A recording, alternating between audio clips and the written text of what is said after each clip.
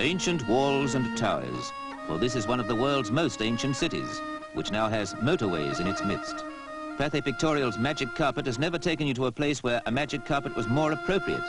And whether it's a jet aircraft flying high over Istanbul, giving you a cloudy, lofty view of the mystery city of mosques, or a helicopter carpet at minaret height, you drink the magic in. The Santa Sofia Mosque, once a Christian church and now a museum, always makes you feel, even when your feet are on the ground, that you yourself are up in the air.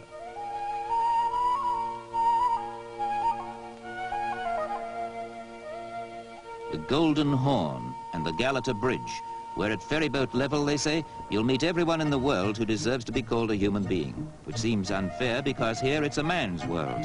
Women are mostly veiled or hidden away. This is the gateway to Asia. This is Europe's last tentative outpost. It shows its ambivalence mainly by male predominance. But Istanbul largely consists of exciting waterways.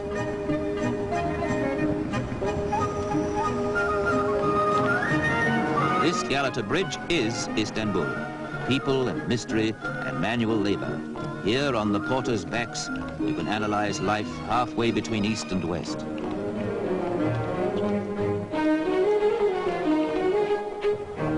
You'll learn the secret of this strange place as readily from the pelican as you will from its mysterious but most hospitable inhabitants. Halfway house life, Europe and Asia. And a really lovely thing, sweet, fresh fish.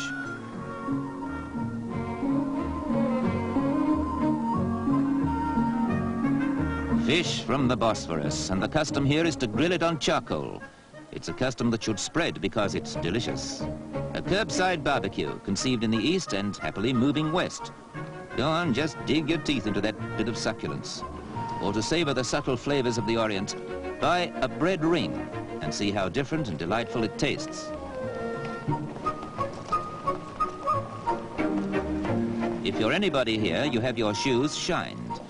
They're dusty in 10 minutes' time, but you do it because you're floating on air most of the time in a city that's a million different places, itself split between two continents with only ferry boats threading it across that narrow, exciting waterway that divides us from Asia and dramatically links Russia and the Black Sea with the Mediterranean and the world at large.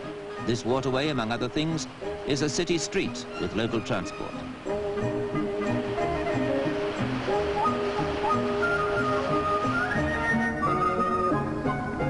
What a mix-up of an ancient and a modern city it is.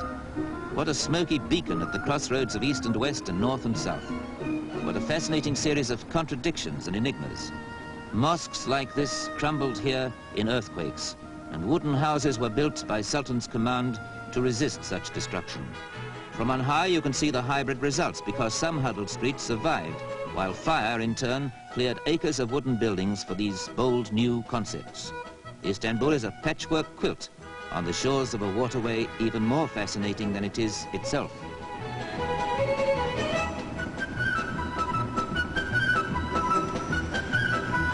We are cruising now on the Bosphorus.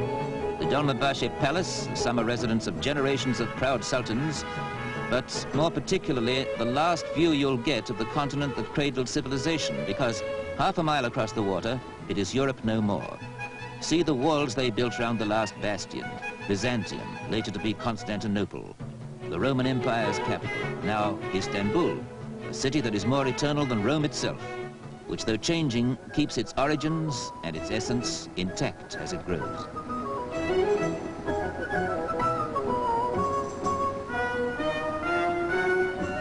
This is all part and parcel of Istanbul, perhaps the loveliest and certainly the laziest part. For Istanbul has now stretched out to occupy the whole 17-mile length of this fisherman's paradise. And look, those fish are still alive.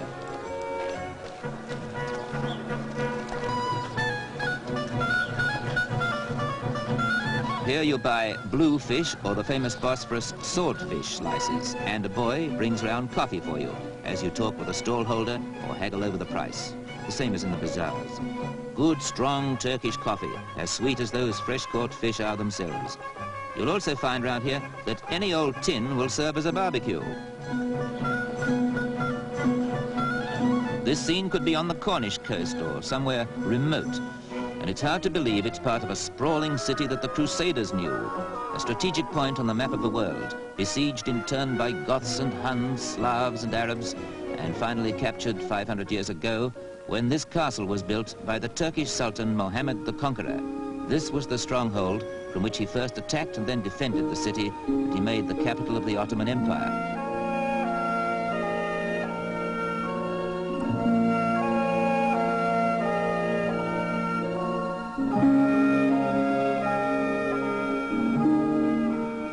You keep thinking this narrow sea is a river, forgetting it's the frontier between continents, and that the far bank is a land mass stretching to India, Burma, China, and the Pacific Ocean. There's another castle on the Asiatic side, more elegant houses and the sleepy feeling you still get in the south of France. Glide into this haven of peace in the very outskirts of a crowded city.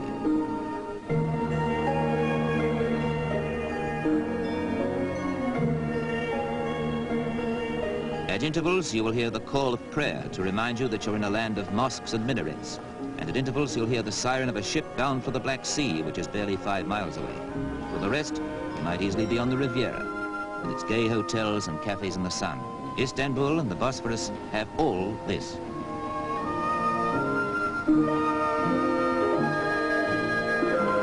Istanbul and the Bosphorus have mystery too, inscrutable, age-old mystery, somehow symbolized by the Hubble bubble pipe. You order one at any restaurant, a glowing charcoal chip perched over the tobacco to keep it alight. You smoke and dream and contemplate, and the smoke is as wispy blue as the Blue Mosque, which with its 6 minarets is of all things the essence of this exciting place. There's no need to say any more about Istanbul. Imagination can do the rest.